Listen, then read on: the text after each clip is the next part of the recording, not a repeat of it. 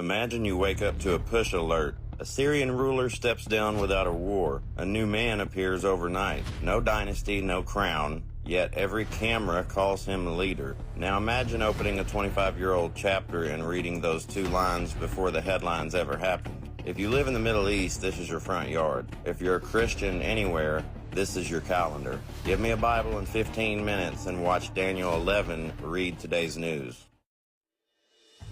First, let's fix the compass so no one can wiggle out of the fact that the king of the south is Egypt and the king of the north is Syria. From Israel's point of view, look north and you hit Lebanon and then Syria. In the historical section, the northern kings are the Seleucid rulers based in Antioch in Syria, fighting Egypt again and again. Daniel 11:5-20. The prophets use the same compass. Disaster from the north pours down through Syria. Jeremiah 1:14-15. And the archetypical invader is the Assyrian, whose core overlaps modern Syria and northern Iraq. Isaiah 10:5-12. The Bible never flips the map. North means Syria, south means Egypt. One more thing before the verses. Today's map now lines up with what we're about to read. Assad's rule ended without a battlefield death, and Syria's leadership passed suddenly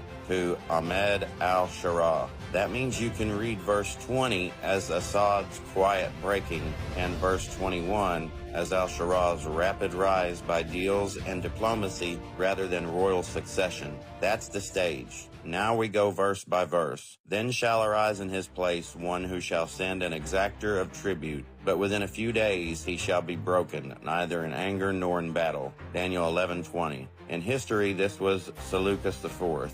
Rome squeezed him for money. He sent an official to grab funds, and then he was removed quietly, not in war. Historically, this sits around 178 to 175 BC, with Seleucus's removal in 175, about a few years after those temple tax moves and immediately before the next king steps in. In our day, this looks like Assad. For years, he squeezed the country to keep the image of the state alive under sanctions. Then he was removed without a battlefield death. Here's the hook, though. Even the heir story mirrored the old pattern. The groomed heir in Assad's family had already died in a sudden car crash years earlier. The line was disrupted, and the door stood open for a very different next move. The verse says, broken, not in battle. That's how this chapter closed. In his place shall arise a contemptible person to whom royal majesty has not been given. He shall come in without warning and obtain